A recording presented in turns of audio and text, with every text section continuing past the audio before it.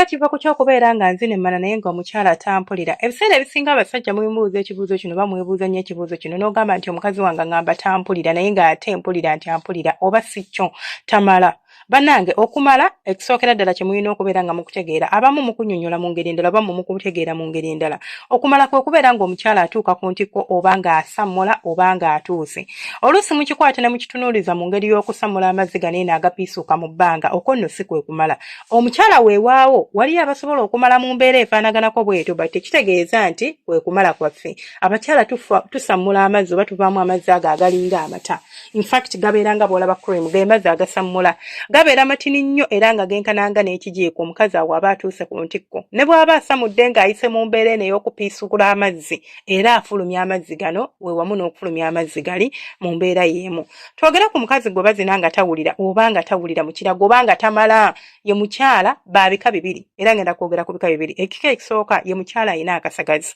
Omukyala ayina akasagazi ne bw'omuzina luutu ku luutu ne bw'omuzina ng'omukirago gwamalayo ne bw'omuzina nga inches ezo ne bw'omuzina ng'omukirago munene nga guli even above inches ezaalagibwa toli mu inchi 7 inchi 8 ng'ate n'obunene oli munene oli mu inchi 6 takuwulira. Ate ng'okakasa nti bw'oba omuyingira gw'owulira nti muyingidde era owulira ebisenge bye. Kubanga olwo omusajja lumu gwe nabuuza nti bw'oba omuyingidde owulira ebisenge nti senga omukazi oli mwenyigirizaamu bwenyigirizi ndi munene. Senga nkulage kwa mngate mundagaze sagala misono gya mu box bwange. Nangamba omukira munene naye omukazi owange tawulira ne bw'omuzina otya obeeranga amale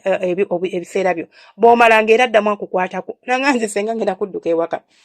Abakyala abamu balina akasagazi. Akasagazi simanyi bakajjanjaba naddala mu muntu omukulu nkamanyi mwana muto engeri gye bakajjanjaba. So tudde ku kasagazi. Omukyala ow'akasagazi mukyala nti ne bw'omuzina amala era asammula naye olumala bwe papa abawulira emmana emutakula abawulira emusiiwa abawulira agala omuddemu ye mukazi gw'osobola okuzina okuva ku makya paka mu ttuntu n'akulaga nti alikkiriya n'akulaga nti akyayagala n'akulaga nti takkuta. Oyo aba ayina akasagazi nti asobola n'ogenda be bakyala b'osanga bano abagula emisolo eminene n'agula ebyo ebisolo byammwe ebyo bya pulasitika n'abeera ng'akyeteekayo akyesonsekayo abamu beesonseka ebintu eby'enjawulo ng'awulira kiri kimuyitiriddeko kibanga muzimu kibanga ekintu ekyakkwata oba libanga naddugu kwegamba ng'olyawo toyina mirembe tosobola kubeera akasobolesa akaba kakutujja ne bw'oba otudde butuuzi. Abakazi abaali bayimyeko oba yali afunyeko ku muyimo osobola otegera obulamu omuntu ono bw'abeeramu. Tolaba gwe omuyimo gukwata nga just gwa mulundi gumu naye n'owulira nga akasolo kakutujja ng'owulira oyagala kubeera nga bakuyingiza omukira ssaawa eyo.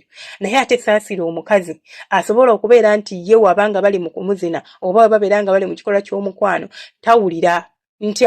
asammula era emmana ereactinga naye tasobola kukkuta nti akkuta omukira gw'omusajja agwesonyiwa. Be bakyala b'osanga nga bagenda ne bakola obwenzi be bakyala b'osanga nga bagenda ne banoonya abantu ababatakula kubanga abawulira takkuse. Ekika ekyokubiri kye tugenda okutunuulira oba eky'omukazi gw'ozina nga naye tawulira ye mukazi gw'osanga nga yemba mu kikolwa ky'omukwano nti tasammula oba tatuuka ku ntikko maybe ng'obunafu bulijjo ovudde nti gwe ng'omuntu omwami bambi tomalaako bulungi. Oli musajja otambula ddakiika 5 oluusi omukazi omuzina kaluutu kamu. Ebiseera ebisinga nabagamba nti omukyala okujjako ng'omuwadde romansi amalanga mutandika. Kano kalawundi akasooka abeeranga romansi w'omukyala obeeranga amutegeka okubeera ng'ogenda mu kintu ekyaddala naddala ng'okimanyi nti otambula ebbanga tini raundi esooka kubanga waliwo abakyala oba waliwo abasajja nga raundi esooka yasobola ogizina ddakiika za 3 oyo si gwe njogerako gwe oba ozina ebyaddala. Oyo omukazi osobola omumanya nti eddakiika 5 omukaaga ogwasoose twabadde mu karomansi yadde nabadde mulimu n'akyamuka ne musabula n'asammula. Naye kati n'obeerawo abasajja nga gwe ozinira like raundi esooka omala ddakiika 4 ddakiika 3 n'osammula. Kati gwe togenda kuŋŋamba nti gwe ogenda kubeera ng'ate oli kigenda kukaluubirizaamuko ojja kwesanga nti gwe oba mu mbeera y'omukwano n'ono omuntu oyanguyirwa nnyo okubeera ng'okola ki nga like obeera ng'omuntu amutakuddeko obutakozi bw'oba mu raundi esooka. Kitegeeza omukyalawo bambi buli bw'omuzina tamala ky'ova olaba asigala ayaayaana ate nga oba omusumuludde waliwo okubeera nti simala naye nga byonkoze sibiwulidde era sinyumiddwa. Kitegeeza tolina kyonkozeeko actually sigenda ku reactinga sina kyengenda kuba kubanga ekituufu kiri nti siina kyempulidde naye obuzibu obusinga okuva kwe kuba nti nfiirinze impulidde nnyumiddwa naye ate obuzibu bwenfunyeemu simaze nti yadde nnyumiddwa yadde nfiirinze yadde nkoze ntya simaze situuse ku ntikko ngenda kwesanga nga buli bwe ngenda okubeera naawe oba buli bwe ngenda okubeera nga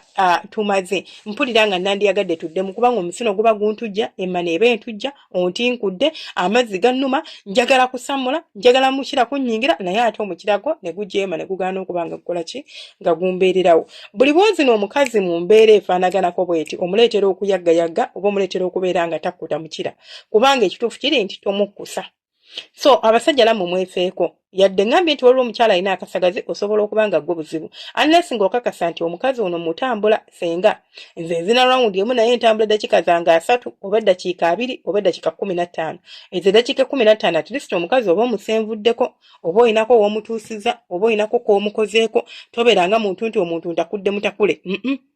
oba olina w'otuuse era oba olina w'olazeeko oba w'otuuse mu mbeera efaanaganako bw'etyo awo mba nja kusaba era mba nja kugamba nti omukyalo ono sooka omuyige nti wemba manye nti nze nzina eddakiika ntiri nnyo nga nze musajja bwe naaba nzina omukyala wange sigenda kumala gamuyingira kwonoona budde bwange oba kubeera nga mmala mu ddakiika ntiri ng'ate omukyala mulese mu bbanga kyenjija okukola ng'omusajja abitegeera nja kuweeweeta bulungi nnyo omukyala wange mukube ku lugalo munywegere bwe kiba kisoboka mugone ku bbakuli kaakati ngenda okumuyingira wano eddakiika zaffe entono ng'omukazi musammuza kitegeeza omukazi otagenda sigala ng'akola ki ng'awankawanka so bw'oba ng'omukazi omuzina n'otalaba kutuzza otwo otufulumye sigana agasammuka ngamba otwo tulinga amatooto nga tosobola tulabako nkukakasa oba nkugamba bino wammanga omukyalo ono alinza okuba nga bambi omuleka mu bbanga buli omubeera mwezina omuleka mu bbanga ebiseera ebisinga bumalanga okwezina n'omukyala emmana ogitunulakokko